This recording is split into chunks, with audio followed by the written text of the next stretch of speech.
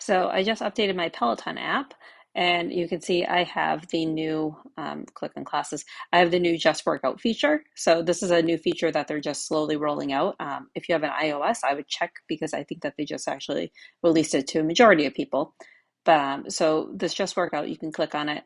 And then if you're going outside for a run, walk, or cycling, you can now get credit on Peloton. So the nice thing about this is that some days, like if you're doing a long run, you might want to listen to your own music or listen to a podcast, and you can do that while still getting credit for your Peloton streaks. Or if you're in part of a mileage challenge, you can go ahead and get the miles to count towards it. So on here, you can select between outdoor running, outdoor walking, and outdoor cycling. It'll highlight gray with whichever one you select. So I'm going to do an outdoor run and click start. And then here I can have another app, my music playing or a podcast playing. And on here, it's basically the same metrics as what you would find in a Peloton class, with the exception of output.